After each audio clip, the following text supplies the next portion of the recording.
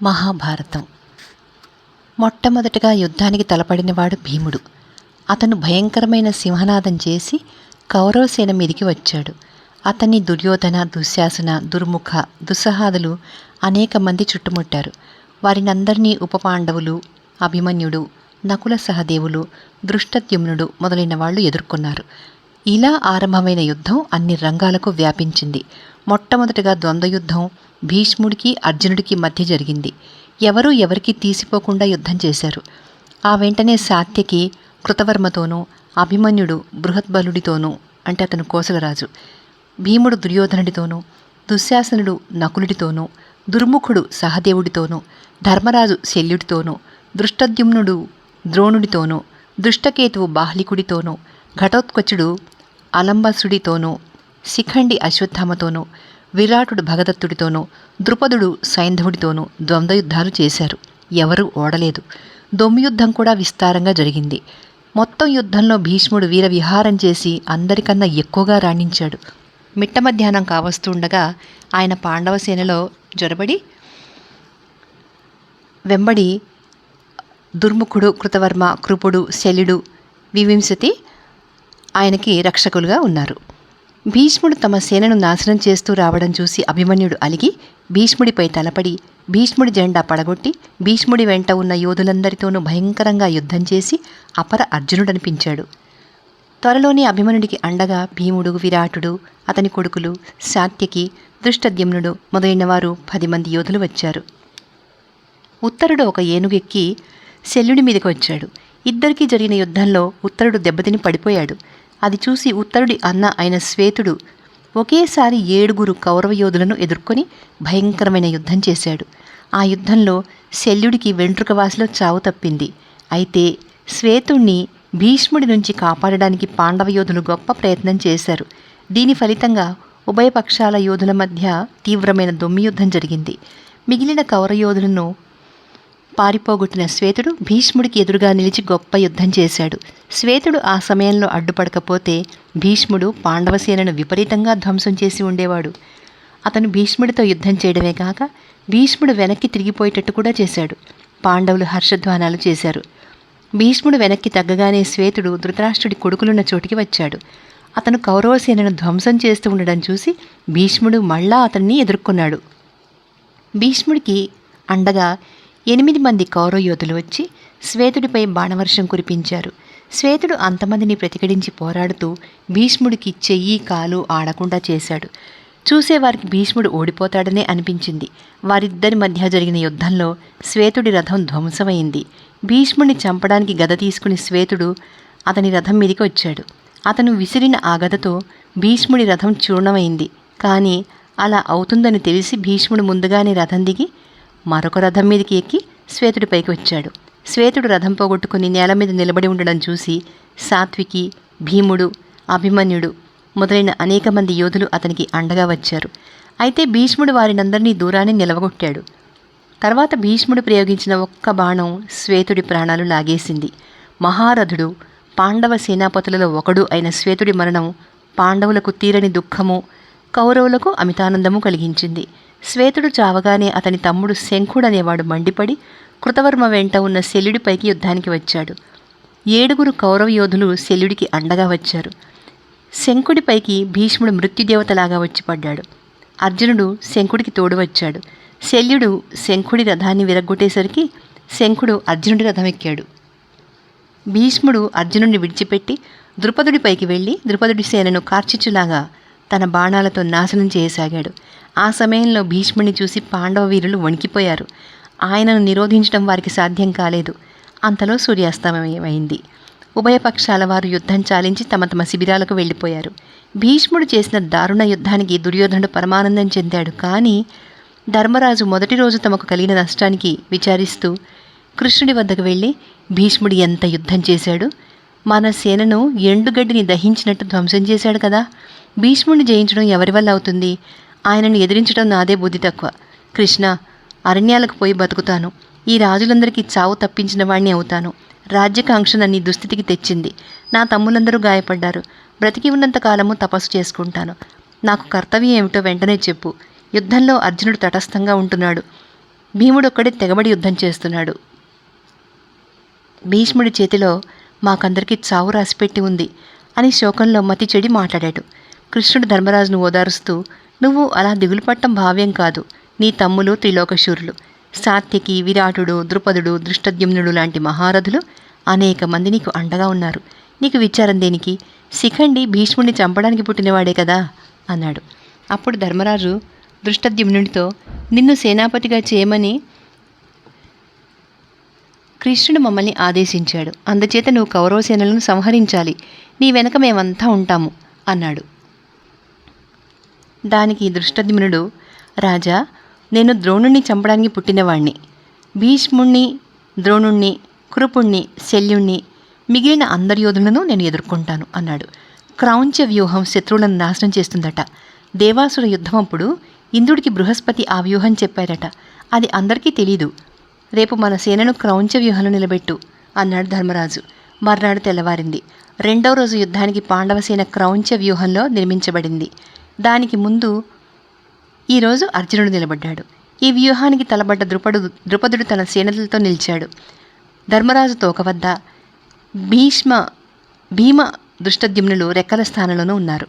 సూర్యోదయం కాకపూర్వమే వ్యూహం తయారై యుద్ధానికి సిద్ధమైంది.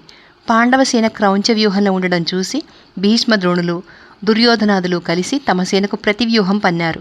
అందులో వివిధ యోధులు వేరువేరు స్థానాలలో ఉన్నారు. ఉభయసేనలు పెళ్లికి పోతున్నట్టుగా మహోత్సాహంతో శంఖాలు, భేరీలు మోగించి యుద్ధానికి తలపడ్డాయి. యుద్ధం ఆరంభమవుతూనే భీష్ముడు, అభిమన్యుడు, భీముడు, అర్జునుడు, విరాటుడు, దృష్టద్యుమ్నుడు మొదలైన పాండవపక్ష యోధుల మీద బాణవర్షం కురిపించాడు. పాండవ వ్యూహం చెదిరిపోసాగింది. అర్జునుడు మండిపడి తన రథాన్ని భీష్ముడికేసి నడపమని కృష్ణుడితో చెప్పాడు. అతను భీష్ముడిని చంపడానికి నిశ్చయించుకున్నాడు. కపిధ్వజము, అనేక పతాకలు కలిగిన అర్జునుడి రథం భీష్ముడికేసి పోతూ ఉంటే దారిలో అంతులేని కౌరవసేనను అర్జునుడు చంపాడు. అది చూసి భీష్ముడు అర్జునుడికి ఎదురువచ్చాడు. ఆయన వెంట రక్షకులుగా సైంధవుడు మొదలైన వీరులు అనేక మంది వచ్చారు. అర్జునుడి మీద భీష్ముడితో పాటు ద్రోణుడు, కృపుడు, దుర్యోధనుడు, శల్యుడు, అశ్వత్థామ, వికర్ణుడు కూడా బాణాలు వేశారు. బాణాల దెబ్బలు తిని కూడా చలించక అర్జునుడు తిరిగి అందరినీ తన బాణాలతో నొప్పించాడు. అర్జునుడికి సహాయంగా సాత్యకి, విరాటుడు, దృష్టద్యుమ్నుడు, ఉపపాండవులు, అభిమన్యుడు యుద్ధంలోకి వచ్చారు. ద్రోణుణ్ణి అర్జునుడి నుంచి తప్పించడానికి ద్రుపదుడు ఆయన మీదికి వెళ్ళాడు. అప్పుడు దుర్యోధనుడు భీష్ముడి వద్దకు వెళ్ళి, తాత, అర్జునుడు మన సేనలను ధ్వంసం చేస్తున్నాడు. నీ మూలంగా కర్ణుడు అస్త్రం పట్టనని శపథం చేశాడు కదా, అతను ఉంటే బాగుండేది. కానీ లేడు గనక ఈ అర్జునుడిని చంపే మార్గం నువ్వే చూడు అన్నాడు. దుర్యోధనుడు ఇలా అనగానే భీష్ముడు రోతపడుతూ, చిచ్చి, ఏం క్షత్రియధర్మం అని అర్జునుడి రథాన్ని సమీపించాడు. వెంటనే భీష్ముడికి అండగా కౌరవవీరులు, అర్జునుడికి అండగా పాండవవీరులు కూడారు. భీష్మార్జునుల మధ్య యుద్ధం ఆరంభమైంది. ఇద్దరూ మంచి యుద్ధోత్సాహంలో ఉన్నారు. ఒకరి బాణాల నుంచి మరొకరు తనను తాను కాపాడుకుంటూ ఇద్దరూ సమంగా యుద్ధం చేశారు. ఈ యుద్ధంలో ఇద్దరి రథాలు, గుర్రాలు, సారథులు గాయపడ్డారు. కృష్ణుడికి 3 బాణాలు తగిలి రక్తం కారసాగింది. భీష్ముడు చేసిన పనికి ఆగ్రహించి అర్జునుడు భీష్ముడి సారథిని కూడా 3 బాణాలతో కొట్టాడు. ఆ యుద్ధంలో భీష్ముడు అర్జునుడిని కానీ, అర్జునుడు భీష్ముడిని కానీ జయించలేదు. ఈ సమయంలో ఇతర ద్వంద్వ యుద్ధాలు సాగాయి. ద్రోణుడికి, దృష్టద్యుమ్నుడికి ఘోరమైన యుద్ధం జరిగింది. దృష్టద్యుమ్నుడి విజృంభణ చూసి పాండవ వీరులు ఉత్సాహంతో సింహనాదాలు చేశారు. కానీ చివరకు దృష్టద్యుమ్నుడు తన బాణాన్ని, రథాన్ని పోగొట్టుకుని కవచం తూట్లుపడి ద్రోణుడి బాణాల తాకిడికి గురి అవుతూ ఉన్న స్థితిలో భీముడు సింహనాదం చేస్తూ వచ్చి అతన్ని కాపాడి ద్రోణుడితో యుద్ధం ఆరంభించాడు. దుర్యోధనుడు భీముడిపైకి కాళింగుణ్ణి, అతని సేనను పంపాడు. ద్రోణుడు భీముణ్ణి వదిలి విరాట, ద్రుపదులతో యుద్ధం చేయబోయాడు. దృష్టద్యుమ్నుడు ధర్మరాజు వద్దకు మరొక రథంలో వెళ్ళాడు. భీముడు తనపైకి వచ్చిన కాళింగుడి సేనలతో పోరాడి కాళింగుడి కొడుకులైన శక్రదేవుణ్ణి, భానుమంతుణ్ణి, శృతాయుషుడు అనేవాణ్ణి, అతనే కాళింగుడు సేన మధ్యపడి భీభత్సంగా చంపసాగాడు. అది చూసి దృష్టద్యుమ్నుడు ఉత్సాహం పొంది సింహనాదం చేసి భీముడికి సహాయంగా వచ్చాడు. ఆ సమయంలో భీముడు యముడిలాగా ఉన్నాడు కానీ మనిషిలాగా లేడు. సేనలలో కోలాహలం విని భీష్ముడు వేగంగా అక్కడికి వచ్చాడు. ఆయన మీద సాత్యకి, భీముడు, దృష్టద్యుమ్నుడు కలియబడ్డారు. భీష్ముడు ముగ్గురితోనూ తీవ్రంగా యుద్ధం చేశాడు. భీముడి రథాశ్వాలు చచ్చాయి. భీముడిని దృష్టద్యుమ్నుడు తన రథం మీద ఎక్కించుకుని యువతలకు తీసుకుపోవాల్సి వచ్చింది. భీముడికి సంతోషం కలగడానికై సాత్యకి భీష్ముడి సారథిని తన బాణాలతో చంపేశాడు. గుర్రాలు భీష్ముడి రథాన్ని ఎటో ఈడ్చుకుపోయాయి. తర్వాత సాత్యకి భీముడి వద్దకు వచ్చి అతని భుజం తట్టి, ఆహా భీమసేన, ఏమి నీ ప్రతాపం? కాళింగుణ్ణి అతని కొడుకులను నువ్వొక్కడివే చంపావు కదా అంటూ కౌగిలించుకుని ప్రోత్సహించాడు. యుద్ధం రెండో రోజు మధ్యాహ్నం దాటినాక కౌరవ యోధులైన అశ్వత్థామ, కృపుడు, శల్యుడు పాండవ యోధులైన దృష్టద్యుమ్న, అభిమన్యులతో యుద్ధం చేశారు. తర్వాత దుర్యోధనుడి కొడుకైన లక్ష్మణుడికి అభిమన్యుడికి మధ్య తీవ్రమైన ద్వంద్వయుద్ధం జరిగింది. అందులో లక్ష్మణుడు పడిపోతూ ఉండడం చూసి దుర్యోధనుడు ఇంకా అనేక మంది కౌరవయోధులు వెళ్ళి అభిమన్యుడిని చుట్టుముట్టారు. అభిమన్యుడు నిర్భయంగా అందరితోనూ పోరుతూ ఉండగా అతనికి అండగా అర్జునుడు వచ్చాడు. అది చూసి భీష్మ, ద్రోణులు మొదలైన మహారథులు అటు నుంచి వచ్చారు. అర్జునుడిని ఆ సమయంలో ఎదుర్కోవడం ఎవరి వల్ల కాలేదు. అతను ప్రళయకాల రుద్రుడిలాగా కౌరవ సేనలను చీల్చి చెండాడుతుంటే చచ్చిన వారు చావగా మిగిలిన వారు పారిపోసాగారు. భీష్ముడు ద్రోణుడితో, అర్జునుడు ఇలా యుద్ధం చేసేటప్పుడు అతని ముందు ఎవరూ నిలవలేరు. పారిపోయే మన సైన్యాన్ని వెనక్కి తిప్పడం సాధ్యం కాదు. అదిగాక సూర్యుడు అస్తమించబోతున్నాడు. ఇవాళకి యుద్ధం ముగించడం మేలనిపిస్తుంది అన్నాడు. మూడో రోజు ఉదయం కౌరవ సేనలు గరుడ వ్యూహంలోనూ, పాండవ సేనలు అర్ధచంద్ర వ్యూహంలోనూ యుద్ధానికి సిద్ధమైనారు. యుద్ధం ఆరంభమవుతూనే దుర్యోధనుడు రథబలాలను వెంట పెట్టుకుని ఘటోత్కచుడిని ఎదుర్కొన్నాడు. పాండవులు భీష్మ, ద్రోణులను ఎదుర్కొన్నారు. అభిమన్యుడు, సాత్యకి, శకునిని ఎదుర్కొన్నారు. అర్జునుడు రథయోధులను విపరీతంగా వధ చేయసాగాడు. అదేవిధంగా భీష్మ, ద్రోణులు పాండవ సేనలను నిర్మూలించసాగారు. అయితే భీముడు, ఘటోత్కచుడు కలిసి కౌరవ సేనను తరమసాగారు. ఆ సేనను మళ్లించడం భీష్మ, ద్రోణుల తరం కాలేదు. ఆ పని దుర్యోధనుడు చేయగలిగాడు. దుర్యోధనుడు సేనలు మరలడం చూసి పారిపోయే ఇతర సేనలు సిగ్గుపడి తాము కూడా మరలి యుద్ధానికి వచ్చాయి. దుర్యోధనుడు భీష్ముడి వద్దకు వచ్చి నిష్ఠురంగా, తాత, నువ్వు యుద్ధరంగంలో ఉండగానే మన సేనలు బెదిరిపోవడం నీకెంత అవమానం. నీకు పాండవుల పట్ల అంత దయ ఉన్నట్లయితే యుద్ధానికి ముందే నేను పాండవులతోనూ, సాత్యకితోనూ, దృష్టద్యుమ్నుడితోనూ యుద్ధం చేయను అని చెప్పి ఉండాల్సింది. మీరందరూ మీ పరాక్రమాలకు తగినట్లుగా యుద్ధం చేయకపోతే నేనేమైపోతాను అన్నాడు. భీష్ముడు కోపంతోనే నవ్వుతూ, ఏమోయ్, నీకు ఎన్నిసార్లు చెప్పాను, పాండవులను జయించడం దేవేంద్రుడికి, దేవతలకు కూడా సాధ్యం కాదని నేను నీతో అనలేదా? ముసలివాణ్ణి, నా శక్తి కొద్దీ పోరాడుతూనే ఉన్నాను. నేను ఎలా పోరాడేది నువ్వు నీ వాళ్ళు చూడండి అన్నాడు. పాండవులది యుద్ధంలో పై చేయి అవుతుండడం చూసి భీష్ముడు మహాభీభత్సమైన యుద్ధానికి పూనుకున్నాడు. దుర్యోధనుడి సేన అంతా ఆయన వెంట ఉంది. ఆ పూట భీష్ముడి ఎదుటపడి దెబ్బ తిననివాడు లేడు. పాండవ సైన్యం 1000 చీలికలైంది. కృష్ణార్జునులు చూస్తూ ఉండిపోయారే గాని భీష్ముడిని నిరోధించలేకపోయారు. బెదిరిన గొడ్లలాగా పారిపోయే సైనికులను చూసి కృష్ణుడు అర్జునుడితో, అర్జున, నీ ప్రతాపం ఇప్పుడు చూపించు. ఎదుట పడిన కౌరవులందరినీ చంపేస్తాను అని మొదట మాట ఇచ్చావు. భీష్ముడిని చూసి యోధులందరూ మృత్యువును చూసినట్టు బెదిరిపోతున్నారు అన్నాడు. కృష్ణ, రథాన్ని భీష్ముడికి ఎదురు నడిపించు. ఆ ముసలివాడి అంతు తేల్చుకుంటాను అన్నాడు అర్జునుడు. కృష్ణుడు అలాగే చేశాడు. భీష్ముడు ఎదురు కాగానే అర్జునుడు ఆయన చేతి విల్లును తన బాణంతో విరక్కొట్టేశాడు. భీష్ముడు అర్జునుడిని మెచ్చుకుంటూ మరొక విల్లు తీసుకుని తనతో యుద్ధం చేయమన్నాడు. ఇద్దరూ యుద్ధం చేస్తుంటే కృష్ణుడికి అర్జునుడు పట్టుదలగా యుద్ధం చేసినట్టు తోచలేదు. ఈ అర్జునుడు భీష్ముడి పట్ల ఇంత గౌరవం చూపితే ధర్మరాజు సేన నశించడానికి ఎంతో కాలం పట్టదు. నేనే కవచం ధరించి భీష్ముడిని చంపి పాండవుల కార్యం నెరవేర్చాలి అనుకున్నాడు. ఈ లోపల అర్జునుడి మీదికి కొన్ని 100 మంది కౌరవ వీరులు వచ్చి చుట్టుముట్టారు.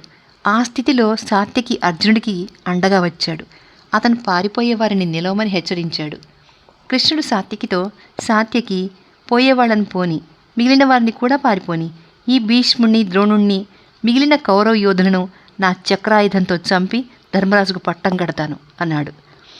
ఇలా అని కృష్ణుడు తన చక్రాయుధాన్ని భుజాన పెట్టుకుని పగ్గాలను విడిచిపెట్టి నేల మీదికి దూకాడు. చక్రం పట్టుకుని తన పైకి వచ్చే కృష్ణుడితో భీష్ముడు శాంతంగా, రా, నీ చేతిలో చావడం వల్ల నాకు కీర్తి, గౌరవము లభిస్తాయి అన్నాడు. కృష్ణుడు భీష్ముడి వద్దకు వచ్చి, ఈ ప్రజాక్షయానికి మూల కారణం నువ్వే. మాయాజూదం ఆడేటప్పుడు దుర్యోధనుని నివారించలేకపోయావు కానీ ఇప్పుడు అతన్ని రక్షించడానికి బయలుదేరావు. ఆ కులద్రోహిని మాట ఒకవేళ విని ఉండకపోతే వాణ్ణి ఎందుకు వదిలిపెట్టావు కావు అని అడిగాడు. రాజు పరమదైవం కదా అన్నాడు భీష్ముడు. యాదవులు కంసుణ్ణి వదిలిపెట్టలేదా? విపరీత బుద్ధి గలవాడు వినాశనం చెందక తప్పుతుందా అన్నాడు కృష్ణుడు. ఇంతలో అర్జునుడు తన రథం నుంచి దిగివచ్చి కృష్ణుడిని గట్టిగా పట్టుకున్నాడు. అతను కృష్ణుడిని వేడుకుంటూ, శాంతించు, పాండవులకు నీకన్నా వేరే గతి ఏది? నేను చేసిన ప్రతిజ్ఞ నిలబెట్టుకుంటాను. కౌరవులందరినీ యుద్ధంలో చంపుతానని నా బంధుమిత్రుల మీద ఒట్టు పెట్టుకుంటున్నాను అన్నాడు. ఆ మాటకు తృప్తిపడి కృష్ణుడు తిరిగి వచ్చి రథం మీద కూర్చుని పగ్గాలు చేతపట్టి శంఖం పూరించాడు. వెంటనే అర్జునుడు మహాదారుణమైన యుద్ధం ప్రారంభించాడు. అతనితో భీష్ముడితో పాటు భూరిశ్రవుడు, శకుని మొదలైన కౌరవ యోధులు యుద్ధం చేశారు. అర్జునుడి బాణాలు రథాలను, ఏనుగులను, గుర్రాలను ఛేదించాయి. యోధులు తీవ్రంగా దెబ్బతిన్నారు. త్వరలోనే విరాటుడు, ద్రుపదుడు మొదలైన వారు అర్జునుడికి సహాయం చేయడానికి వచ్చారు. యుద్ధరంగం అంతా పీనుగు పెంట అయింది. రక్తం ఏర్లు కారి పారింది. పాండవులు విజయధ్వానాలు చేశారు. అర్జునుడు ఐంద్రాస్త్రం ప్రయోగించాడు. దాంతో భీష్మ, ద్రోణులు, దుర్యోధనుడు మొదలైన వారు వెనక్కి తిరిగారు. కౌరవ సేనలు చెల్లాచెదురుగా పారిపోసాగాయి. ఆ రోజు అర్జునుడు కౌరవ యోధులకు గొప్ప అపకీర్తి కలిగించాడు. ధర్మరాజు యుద్ధం ముగించి తమ శిబిరానికి వెళ్ళిపోయాడు. 4వ రోజు తెల్లవారగానే కౌరవ సర్వసేనాధిపతి అయిన భీష్ముడు చాలా కోపంతో యుద్ధానికి సిద్ధమైనాడు. ఆయన వెంట ద్రోణ, దుర్యోధన, బాహ్లికులు మొదలైన వీరులు బయలుదేరారు. ఆ రోజు పాండవసేనకు ముందు అర్జునుడు నిలబడ్డాడు. యుద్ధం ఆరంభమవుతూనే భీష్ముడు, అర్జునుడు ఒకరినొకరు ఎదుర్కొన్నారు.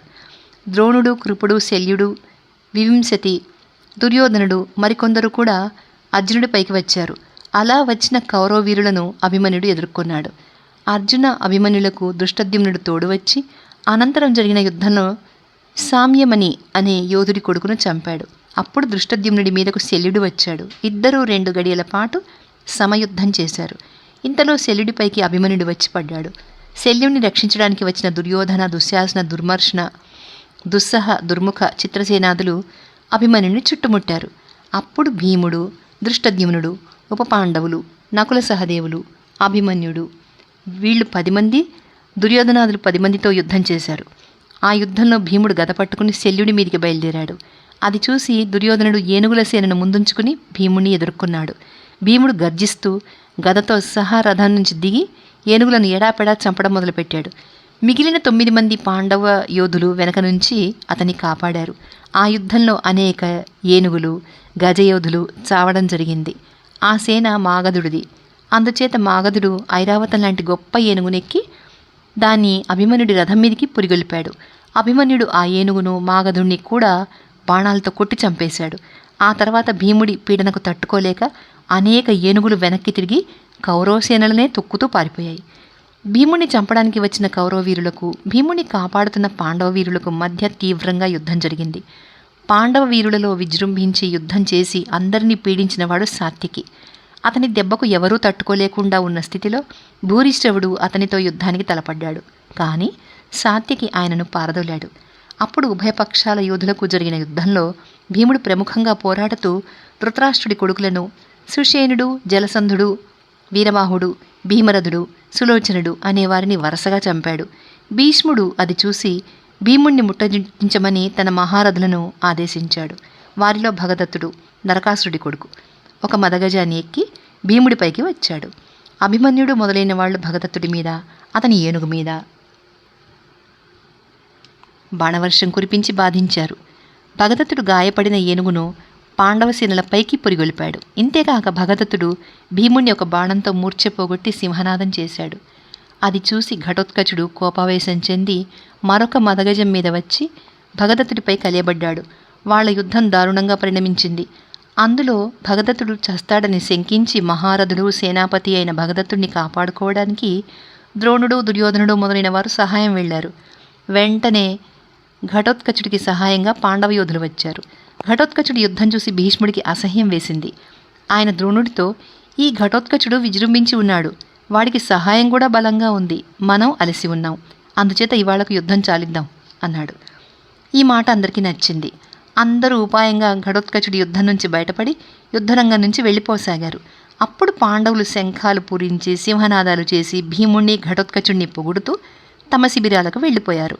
ఎవరి ఇళ్లకు వాళ్ళు వెళ్ళిన అనంతరం దుర్యోధనుడు తన తమ్ములు పోయినందుకు కొంతసేపు దుఃఖించి తర్వాత తన శిబిర కృత్యాలు నిర్వర్తించి ఆలోచనలో పడ్డాడు. ఈ వార్తలన్నీ సంజయుడు చెప్పగా ధృతరాష్ట్రుడు, సంజయ, పాండవులను తలుచుకుంటే నాకు భయంగా ఉంది. ఏం జరుగుతుందో తెలియటం లేదు. విదురుడు చెప్పినట్టే జరుగుతుందో ఏమో. ఎలాగైనా పాండవులు చచ్చేటందుకు, నా కొడుకులు బతికేటందుకు మార్గం ఉంటే చెప్పు. పాండవులు ఏదో వరం పొంది ఉంటారు. దేవుడు నన్ను క్రూరంగా శిక్షిస్తున్నాడు అన్నాడు. పాండవులను గురించి ధృతరాష్ట్రుడు అన్న మాటకు సంజయుడు, రాజా, పాండవుల వద్ద మంత్రాలు మాయలు ఏమీ లేవు. వాళ్ళు యుద్ధంలో తమ శక్తి చూపుతున్నారు. వాళ్ళ ధర్మమే వాళ్లకు యుద్ధంలో జయం కలిగిస్తోంది.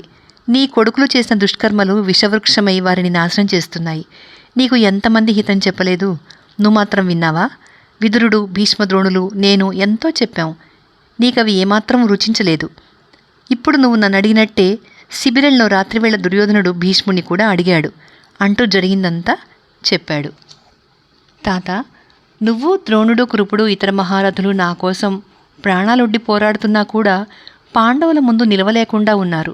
అందుకు కారణం ఏమిటి అని దుర్యోధనుడు భీష్ముడిని అడిగాడు.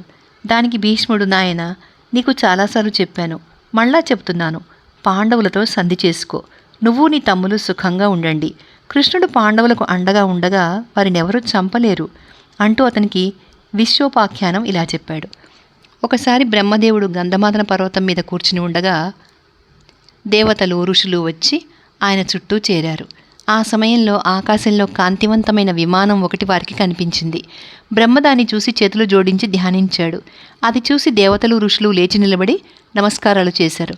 బ్రహ్మ ఆ విమానాన్ని స్తుతించి, దేవదేవా, నీ అంశను పంపి యదువంశంలో జన్మింపజేయి అని అడిగాడు. నీ కోరిక గ్రహించాను, అలాగే చేస్తాను అన్న జవాబు వినిపించింది. దేవతలు, ఋషులు ఆశ్చర్యపోయి చూస్తున్నంతలో విమానం అంతర్ధానమైంది. అప్పుడు దేవతలు, ఋషులు బ్రహ్మను, పితామహ, నువ్వు ప్రార్థించింది ఎవరిని, దేనికి ప్రార్థించావు అని అడిగారు. దానికి బ్రహ్మ, ఆయన మహావిష్ణువు. పూర్వం చచ్చిపోయిన దైత్యులు, దానవులు, రాక్షసులు తిరిగి భూమి మీద జన్మించారు. వారిని చంపడానికి నరుడితో పాటు నారాయణుడు కూడా మానవుడిగా పుట్టాలి. వారి వెంట దేవతలు కూడా పుడతారు. వారిని ఎవరూ జయించలేరు. మూఢులు ఈ సంగతి తెలుసుకోలేరు అన్నాడు. భీష్ముడు ఈ కథ చెప్పి దుర్యోధనుడితో, నువ్వు ఒక క్రూర రాక్షసుడివై ఉండాలి, అందుకే కృష్ణార్జునులతో వైరం పెట్టుకున్నావు అన్నాడు. తర్వాత ఎవరి శిబిరాలకు వాళ్ళు వెళ్ళి నిద్రపోయారు. యుద్ధం 5వ రోజు తెల్లవారింది. ఉభయ సేనలు వ్యూహాలు పన్ని యుద్ధానికి సిద్ధమైనాయి. కౌరవులది మకర వ్యూహం, పాండవులది డేగ వ్యూహం. ఆ వ్యూహానికి ముందు భీముడు, శిఖండి, దృష్టద్యుమ్నుడు నిలబడ్డారు. వారికి వెనకగా సాత్యకి, అర్జునుడు ఉన్నారు. దుర్యోధనుడు ద్రోణుడితో, ఇవాళ పాండవులు చచ్చిపోయేటట్టు చూడు అని చెప్పాడు. ఆ మాట వింటూనే ద్రోణుడు సాత్యకిని ఎదుర్కొన్నాడు.